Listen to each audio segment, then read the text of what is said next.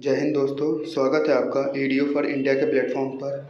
आज हम बात करेंगे आयोग द्वारा पूछे जाने वाले महत्वपूर्ण प्रश्न के बारे में, जो कि हमने डेली टॉप 10 एमसीक्यूज़ जो हम कम्युनिटी पोस्ट में डालते हैं।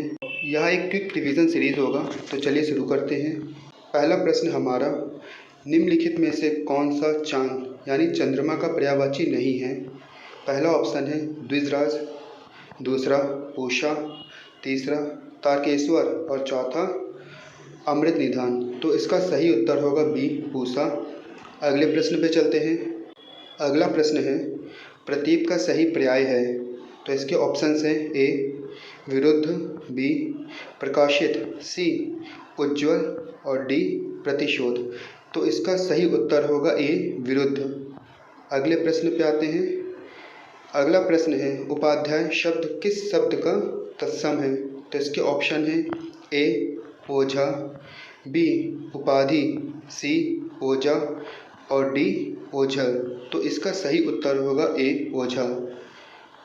अगला प्रश्न हमारा है कि चमत्कार विशेष से बनने वाला विशेषण शब्द होगा। तो इसके ऑप्शन है ए चमत्कारपूर्ण, बी चमत्कारिक, सी चमत्कारपन और डी चमत्कारी। तो इसका ऑप्शन डी होगा, जो कि चमत्कारिक है। और बाकी के पहले के तीन ऑप्शन में अशुद्धियाँ हैं। अगले प्रश्न पे चलते हैं। अगला प्रश्न है, निम्नलिखित में से किस शब्द की वर्तनी गलत है? तो इसका ऑप्शन है ए सहस्त्र, बी अहिल्या, सी अधीन और डी अंतर्ध्यान। तो इसका उत्तर होगा ए सहस्त्र। अगले प्रश्न पे चलते हैं। प्रश्न है, संगम साहित्य किस भाषा में लिखा गया था? तो ऑप्शन है इसके ए तमिल, बी संस्कृत, सी मराठी और डी इनमें से कोई नहीं। तो इसका सही उत्तर होगा ए तमिल। चलिए इसके बारे में और थोड़ा सा जानते हैं।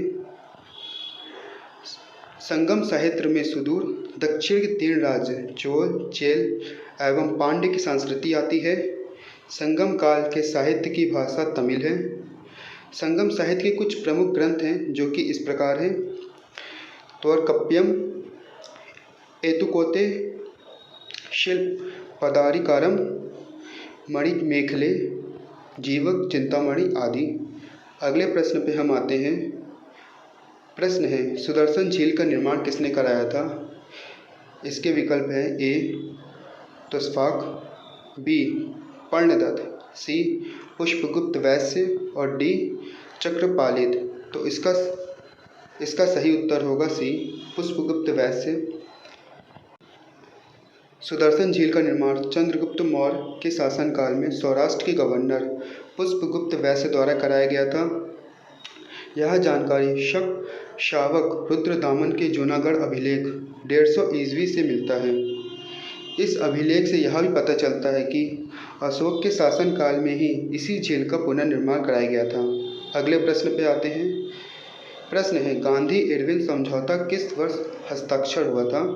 तो इसके ऑप्शन है ए 1930, बी 1931, सी 1932 और डी 1935। तो इसका सही उत्तर होगा बी 1931। गांधी इरविन समझौता 5 मार्च 1931 को हुआ। इसे दिल्ली पैक्ट के नाम से भी जाना जाता है। इस समझौते के संदर्भ में सरोजिनी नायडू ने गांधी और इरविन को 2 महात्मा की संज्ञा दी थी।